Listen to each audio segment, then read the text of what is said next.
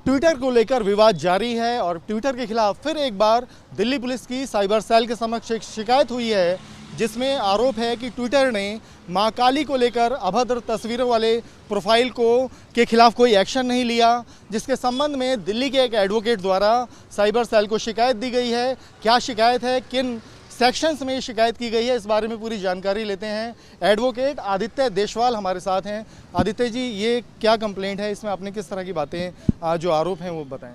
जी, ये कंप्लेंट कल मैंने डीसीपी साइबर सेल को एक कंप्लेंट लॉन्च कराई थी और इस कंप्लेंट में इसमें 5 लोगों का नाम है, मैं आपको पढ़ के बता देता हूँ। इसमें Twitter Communication India Private Limited है, मनीष माहेश्वरी जो managing director of Twitter India हैं, शगुफ्ता कामरान जो public policy manager of Twitter हैं Twitter India, Armin Navabi founder of Republic Atheist, Susanna McIntyre CEO of Republic Atheist. ये मामला तब निकल के आया जब अरमिन नवाबी जो एक एथिस्ट रिपब्लिक नाम का जो एक प्लेटफॉर्म चलाते हैं और उस प्लेटफॉर्म पे वो सभी धर्मों के बारे में अश्लील टिप्पणियाँ और उनका अश्लील चित्रण अपने प्लेटफॉर्म पे करते हैं। इन्होंने साल 2020 में, पिछले साल, माँ काली की एक बहुत ही अश्लील एक पिक्चर लगाई, एक कार्टून फॉर्म में, एक ग्राफिक फॉर्म में एक पिक्चर थी और बहुत ही अभद्र टिप्पणियाँ उन्होंने माँ काली के बारे में अपने ट्विटर प्रोफाइल से उन्होंने लिखी, जिसके बाद उनको जनता का आक्रोश फेस करना पड़ा और there was a huge backlash on Twitter against Armin Navabi और उनकी जो ये सीईओ हैं उनके अगेंस्ट। और इन सब चीज़ों को जब इतना सब जन आक्रोश जब भड़का तो ट्विटर को उन दोनों का अकाउंट सस्पेंड करना पड़ा।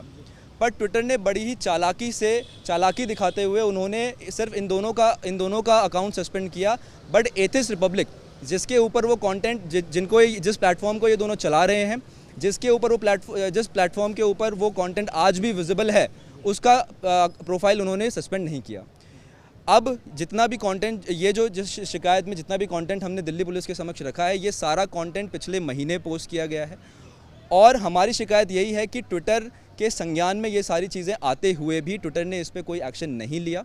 जो सांप्रदायिक तनाव पैदा करने वाली चीज़ें हैं उनको अपने प्लेटफॉर्म पे दिखाते रहे हैं, अभी भी दिखा रहे हैं, सर्कुलेट कर रहे हैं और यही हमारे उनके अगेंस्ट एफआईआर करने की हमने दिल्ली पुलिस से कंप्लेंट करी है। जिस तरीके से ये शिकायत हुई है उसमें आपने किन सेक्शन में एफआईआर दर्ज करने की मांग की है? क्या मुकदमा बन सकता है, क्या सज़ा हो सकती है, क्या एक्शन हो सकता है? देखिए, इसमें मूलतः हमने दो एक्ट के अंदर हमने इनसे एफआईआर दर्ज करने की गुजारिश की है। पहला आईपीसी के सेक्शंस हैं, मोस्टली सेक्शन जो हैं वो सांप्रदायिक तनाव भड़काने के लिए या उन्माद भड़काने के लिए या धार्मिक भावनाओं को हर्ट करने के लिए वो सेक्शंस हैं। अगर आप चाहते हैं मैं आपको पढ़ के बता देता हूँ। सेक्शन 153A है, 295A है, 298, 505, 107 ऑफ आईपीसी और section 67, 67A, 79(3) of information technology act.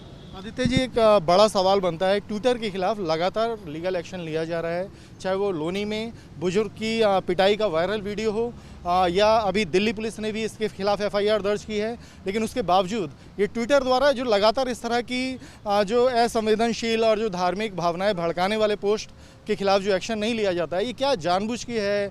क्या लगता है आपको कि एज ए लीगल एक्सपर्ट कि ये क्या किसी मंशा, क्योंकि कानून में इरादा जो है वो बहुत मायने रखता है और ट्विटर पे लगातार एक्शन हो रहा है फिर भी उस पर ऐसी चीज़ें नहीं रुक रही हैं? आप बता रहे हैं कंटेंट अभी भी विजुअल है। जी, मैं धन्यवाद करना चाहूँगा आपका ये सवाल पूछने के लिए।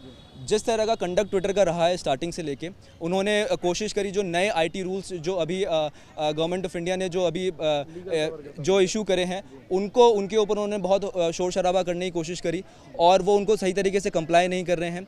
अगर मैं उन रूल्स की अगर मैं बात करूं तो वो रूल्स क्लियरली कहते हैं कि अगर आपके प्लेटफॉर्म पे इस तरह कुछ भी कंटेंट अगर आपके संज्ञान में आ जाता है तो आप उस तरह का सिमिलर कंटेंट आप हर जगह से हटा देंगे अपने प्लेटफॉर्म से। बट अगर आप देखें इस पर्टिकुलर केस में भी उनका कंडक्ट साफ है कि 2020 में उनके सामने ये मामला आ गया था, लेकिन आज भी उन्होंने ये नहीं हटाया है और इससे ट्विटर की मंशा जो है वो साफ, इससे ट्विटर की मंशा साफ जाहिर होती है कि वो हमारे देश में इस तरह की स्थिति पैदा करना चाहते हैं, सांप्रदायिक तनाव पैदा करना चाहते हैं और शायद इसी से ट्विटर की दुकान भी चल रही है। यही कारण मेरे को लगता है कि अभी तक भी ये कंटेंट वहाँ पे है और ट्विटर ने कोई एक्शन इसके अगेंस्ट नहीं लिया है और बहुत ज़रूरी है कि इसमें जो इनके ऑफिशियल्स हैं इनके ऊपर जिम्मेदारी फिक्स की जाए और इनके अगेंस्ट स्ट्रिक्ट एक्शन इनके अगेंस्ट लिया जाए। बिल्कुल आपने सही बताया। इस समय सबके जहन में यही है कि आखिर एक प्लेटफार्म इतनी मनमानी कैसे कर सकता है। आपने इंस्टाग्राम को लेकर भी ऐसी एक शिकायत दाखिल की थी जिसमें देवी देवताओं को लेकर एक अभद्र चित्रण था। उस वाले केस के बारे में कुछ अपडेट दें कि क्या उसमें लीगल एक्शन है? जी, उसमें हमारे पास हम लोगों के नोटिस में आया कि इंस्टाग्राम के ऊपर बेहद ही अभद्र फोटोग्राफ्स और ग्राफिक्स हमारे हिंदू देवी देवताओं के बारे में उन्होंने पोस्ट किए हुए थे। उनको लेकर हमने दिल्ली हाई कोर्ट का दरवाज़ा खटखटाया और दिल्ली हाई कोर्ट ने हमें रिलीफ देते हुए ऑर्डर्स दिए कि इनको इमीडिएटली इनको टेक डाउन किया जाए। इंस्टाग्राम ने भी कहा कि हमने इनको हटा लिया गया है।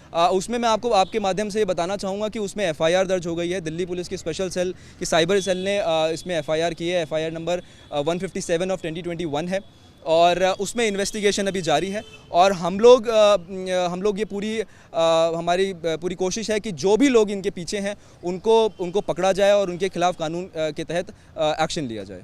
शुक्रिया हमसे बात करने के लिए। Thank you.